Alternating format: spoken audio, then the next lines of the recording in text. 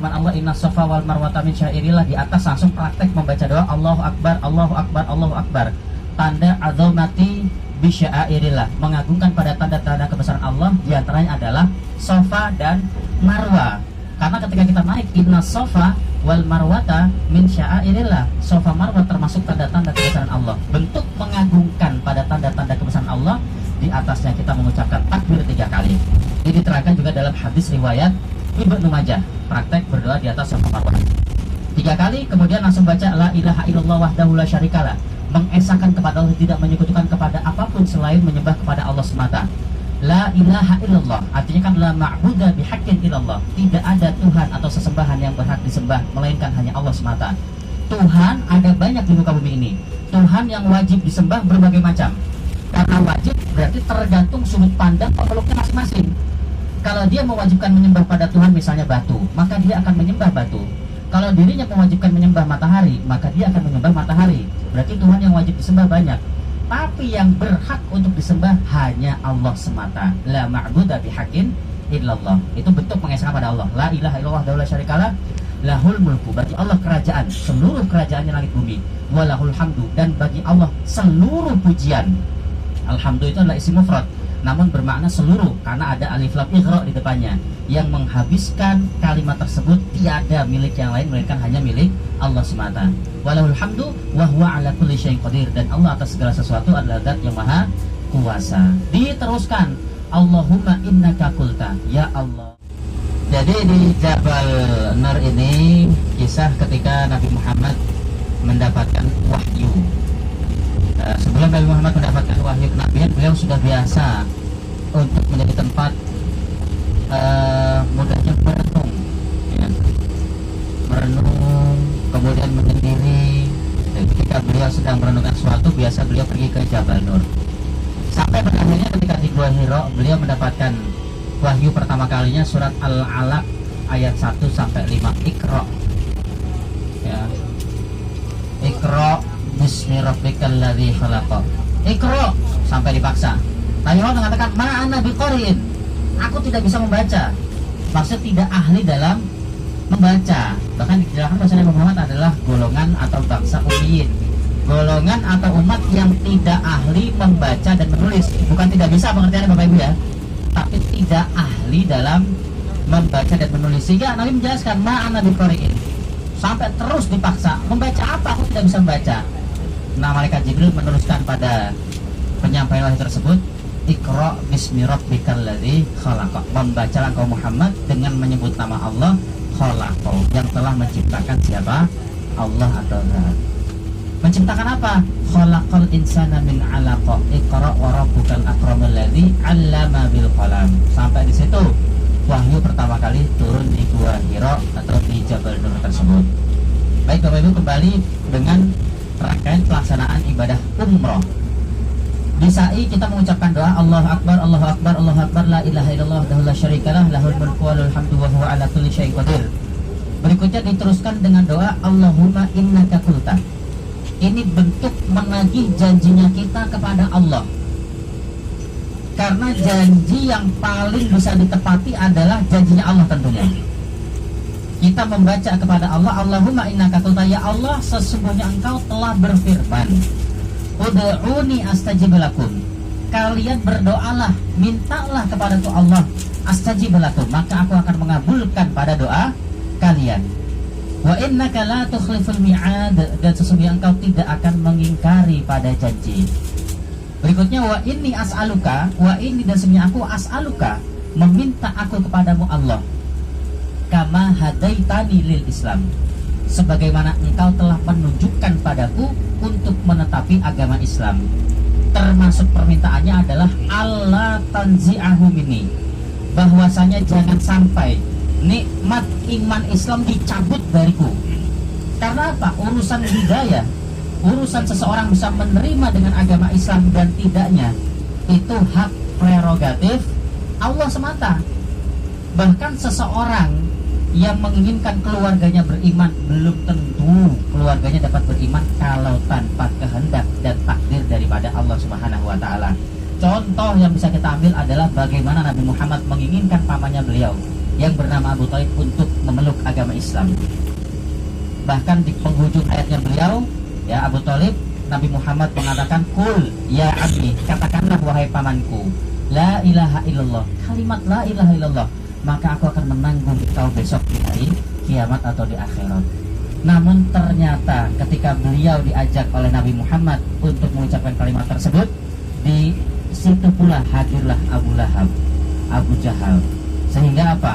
Berat mengucapkan kalimat la ilaha illallah, sehingga tidak bisa mengucapkan la ilaha illallah karena tidak mau mempermalukan agamanya Abdul Muthalib.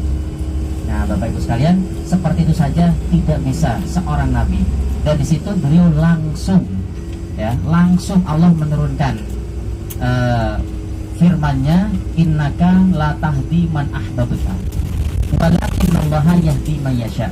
Sesungguhnya engkau Muhammad tidak bisa menunjukkan kepada orang-orang yang engkau cintai. Saya pengen memberikan orang itu bisa Islam karena saya senang dengan orang itu. Tidak bisa. Innaka la tahdi man ahbabta walakinnallaha yahdi man yasha. Akan tetapi Allah lah yang menunjukkan kepada orang-orang yang Allah kehendaki.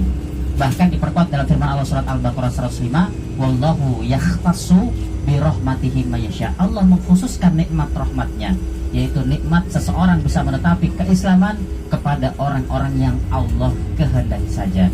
Maka Bapak Ibu sekalian, kita berdoa di atas Safa Marwah agar nikmat Islam ini tidak dicabut dari diri kita masing-masing sampai kita meninggalkan dunia ini, Bapak Ibu sekalian.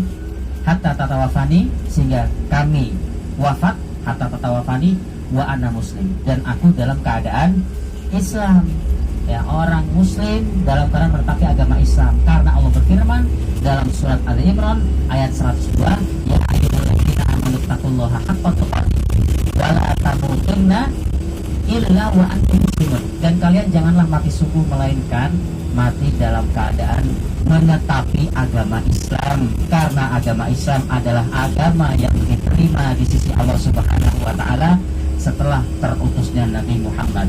Allah berfirman dalam surat Ali Imran ayat 19, innad dina indallahil Islam. Agama yang diterima di sisi Allah adalah agama Islam. Dan Allah berfirman dalam surat Ali Imran ayat 85, wa may yabtaghi ghairal islami dinan fala yuqbala minhu wa huwa fil akhirati minal khasirin. Dan barang siapa yang mencari agama selain Islam sebagai agama yang dia yakini, maka ia akan menjadi orang-orang yang merugi besok di akhirat. Na'udzubillah min dzalik. Bapak Ibu sekalian, di sebelah kanan Bapak Ibu sekalian, ini adalah pemakaman Ma'la. Nah, terlihat ya, di situ rata semua. Kemudian hanya batu-batu, itu kuburan semua Bapak Ibu sekalian. Nah, itu kelihatan Bapak Ibu ya.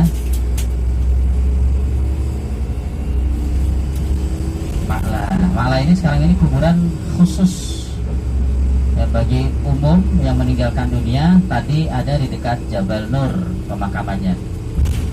Jadi seperti itu.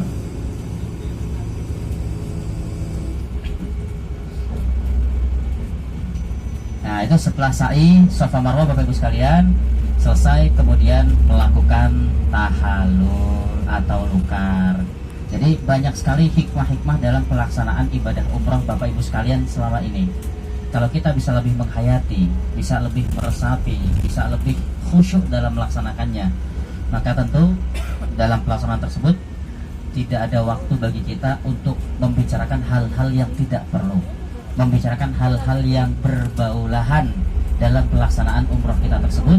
Karena mumpung kita bisa melaksanakan umroh, kita maksimalkan sebaik-baiknya untuk memperbanyak berzikir dan berdoa kepada Allah Subhanahu wa taala.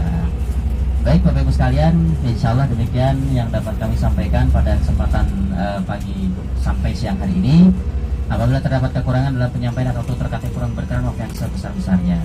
Nah, kemudian nanti kita lihat situasi kondisi.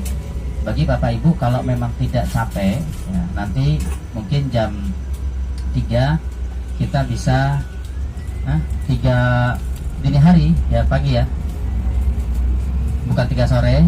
Nanti saya mau ngajak doa malam di rooftop.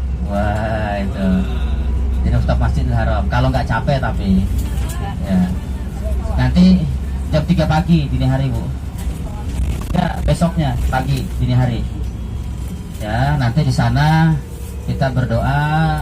Nanti kalau memang ada waktu dan ada kesempatan, ada sedikit materi tematik tentang keinginan, kebutuhan, dan tujuan hidup manusia, agar kita sama-sama memahami dalam hidup ini apa sih yang menjadi keinginan manusia, apa itu keinginan manusia, kemudian dalam hidup ini apa yang menjadi kebutuhan manusia dalam hidup, dan yang terakhir, dalam hidup ini apa yang menjadi tujuan manusia diciptakan oleh Allah di muka bumi ini, sehingga kita semua bisa hidup di atas muka bumi ini. Maka nanti akan ada perbedaan, apa itu keinginan, apa itu kebutuhan, dan apa itu tujuan. Sehingga ketika Bapak Ibu memahami dan mengerti hal tersebut, Bapak Ibu bisa membedakan mana yang harus dinomorsatukan dalam kehidupan ini, ya, mana yang harus diutamakan oleh Bapak Ibu sekalian dalam menjalani kehidupan ini, karena kita memiliki tujuan tertentu selama kita hidup di dunia ini.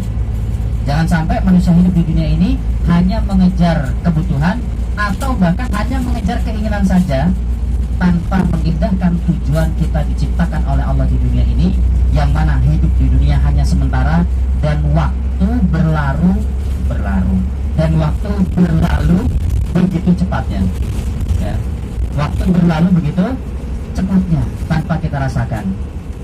Bisa kita cek nih Bapak Ibu ya, mungkin bapak-bapak yang usianya sudah 50-60 tahun masih ingat dulu masa-masa muda, masih keren-kerennya, masih ganteng-gantengnya, perasaan dulu masih muda gitu ya, masih sekolah rakyat dan lain sebagainya. Kok ternyata sekarang sudah usianya 60 tahun tanpa terasa. Mungkin teman-teman di sini yang usianya masih 20 tahun, 30 tahun masih ingat masuk SMP dulu, masa-masa gimana, teman-teman di SD dulu siapa aja, teman-teman di SMA dulu siapa aja. Perasaan baru kemarin, perasaan, tapi ternyata setelah diingat-ingat lagi, ternyata sudah beberapa belas tahun yang lalu saya lulus dari SMP, lulus dari SMA. Ternyata waktu berlalu begitu cepat.